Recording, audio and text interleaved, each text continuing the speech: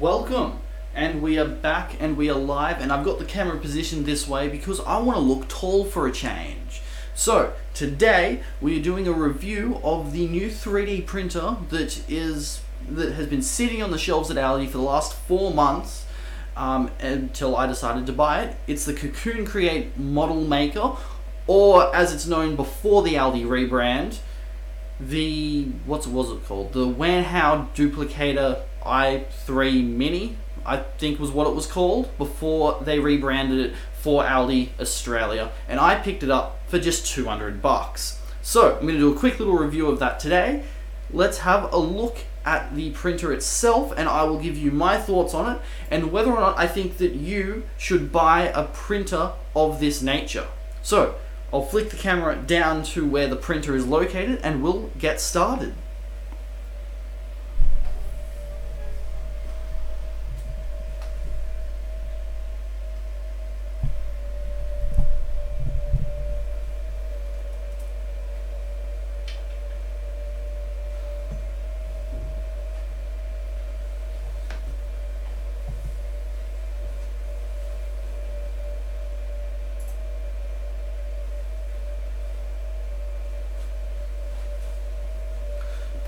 So this is the machine right here, and it works quite well.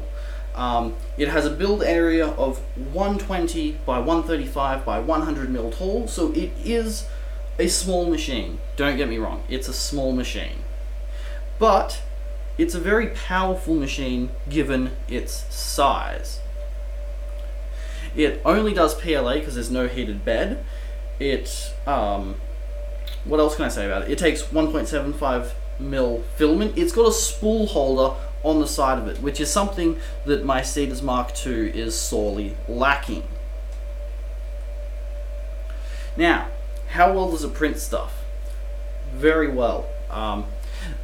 This right here is just one of the pieces of G-code that came on the SD card with it, because it just prints G-code. There's nothing fancy, no proprietary slices required, which is awesome because it means you can use whatever slice you want as long as it outputs G-code. This is one of the parts of a rocket. This is the bottom part of the rocket. Now, as you can see, it's attached to a little bed. It comes with 3 of these. They are magnetic and they just stick down, which means I can have something printing there while still having it attached to this, which will become important in a moment.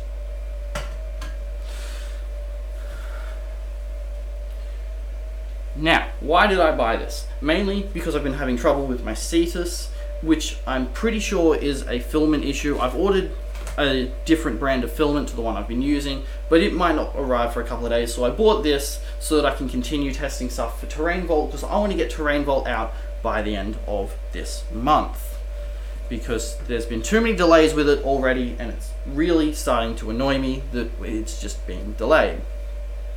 Now, the printer out of the box was really easy to assemble. It was literally the spool holder on the side gets screwed onto it, and you cut a couple of cable ties, you plug it in, it's ready to go. So as far as ease of use for setting it up for the first time, really easy, especially given that it's a $200 Australian dollar printer.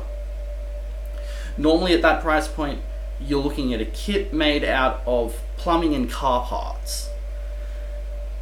So having a machine that you can just pull out of the box, plug in, and away you go is awesome. The other thing I really like about it is, unlike the Cetus, which has a fixed bed and you have to use software to level it, it's got 4 screws on the corners for leveling the bed, which makes that really easy, and you can level the bed every print so that you know it's always right and good to go.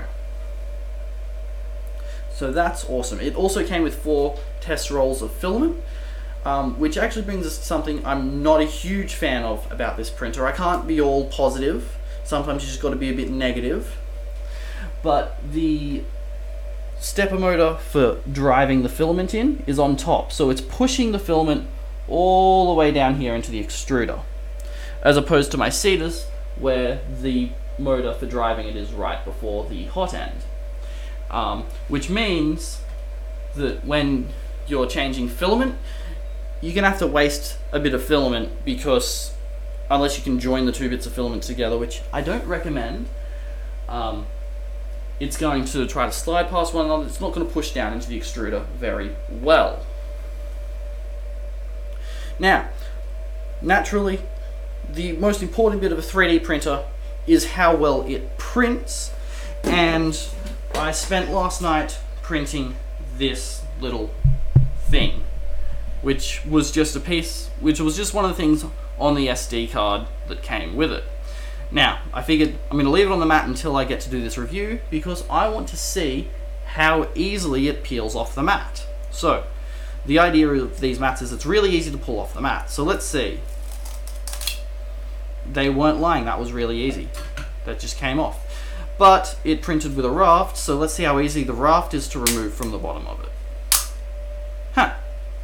Well, that was easy, as you could see. So, that's fairly decent. I think that edge is supposed to be in there for when the top half clips onto this, but overall it looks pretty good. Looks like there was a slight issue there with when it was printing, so I'll have to print some more just to see if that issue shows up again. But all in all, this looks like a pretty good part. Now, that was a piece of G-code that was obviously optimized for the printer. Now for a bit that I made, and we'll see how well it went.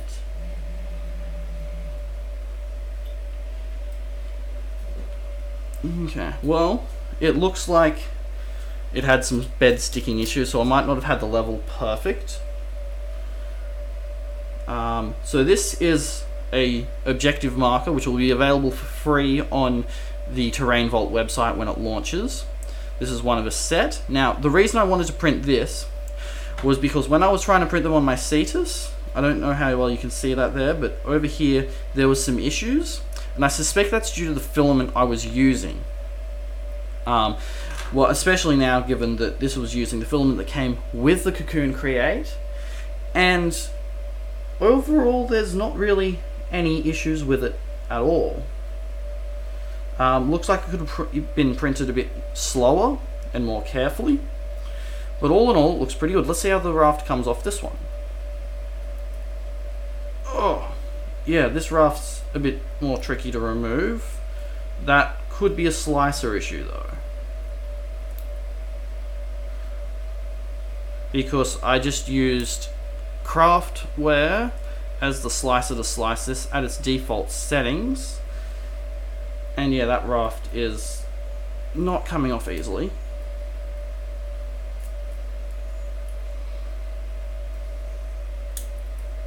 The other raft was much easier to remove.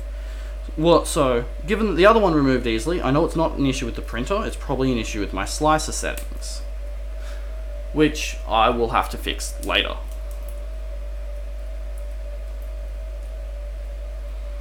And I apologize if it's echoey, I need to get better sound stuff in this room.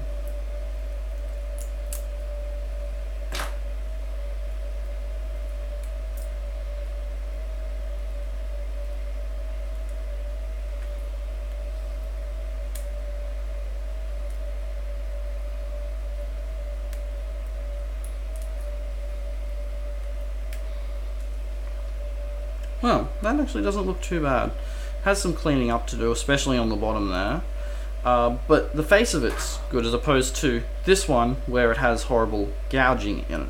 Which means now I know that it's not an issue with my sculpt that's been causing this problem. Which is fantastic because, well, bad sculpts suck. So that worked quite nicely.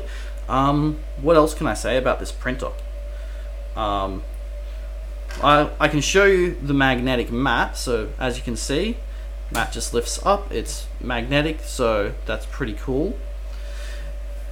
Oh, that's the other thing. The cable that came with it for plugging it into the computer is really short, and I wasn't really happy about that because my Cetus is plugged into the computer. So we're just running it off the SD card, which I suppose means I can forgive the cable thing because, well, you have an SD card that can just plug in and put your data across like that. All in all, I give it a 9 out of 10, which then I'm going to add 1 to make it a 10 out of 10 because of the price. I mean, $200, you don't really expect that much from a printer, given that my Cetus, with its 180 by 180 by 180 build volume, was $600. $200, $600. And this one, it does feel a lot nicer than the Cetus, and I'm trying not to bag on the Cetus. I like the Cetus. But the Cocoon Create, the only real drawback of it is that build volume. It's a small build volume, yes, but for most things, it works just fine. And you can always slice, like cut down a model into smaller pieces if you want to. What else to say about? Oh, the build plate. Something that I did notice that was really weird about the build plate on this. Despite having a 120 by 135 by 100 build volume, which is kind of a weird build volume, the plate looks much bigger. I mean, this covers the entire plate, and this is not 120 by 135 like in dimensions. So I don't know exactly what was going on with that. Seems a little bit odd. Could be that it only goes that far forward, which means I'd say that's the rear edge there, which means that's probably the 120 by 135 and then 100 high. Which, I mean, for $200, that's a reasonable build volume, especially given the quality of the assembly of this machine, which is not really all that surprising given that Wanhao is a fairly well-established company, and this is just a rebrand of one of their products. So yeah, overall, I'm incredibly happy with it, and I will be using it more over the next couple of weeks to test out some more sculpts that we've made, and to get the backlog of models tested so that we can get Terrain Vault launched into space and do some mad stuff. So, I don't know what else to really say about this printer other than I would highly recommend buying one if you find an Aldi near you that has one. Or, if you can't, you can always get the Wanhao Duplicator i3 Mini. That is a mouthful. Why do people have to name things to have such huge names?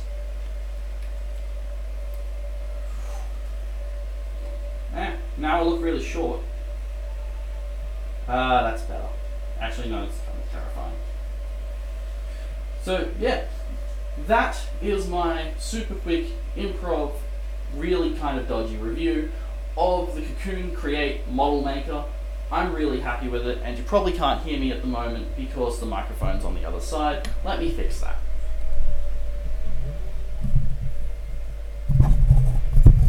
Can you hear me now? So, like I said, that's my review of the Cocoon Create Model Maker. I like it. I'm going to keep using it. It was $200. What can you say? It's a reasonable printer. It works, it was easy to set up, and once I do some tweaking with the slicer, it should produce brilliant results.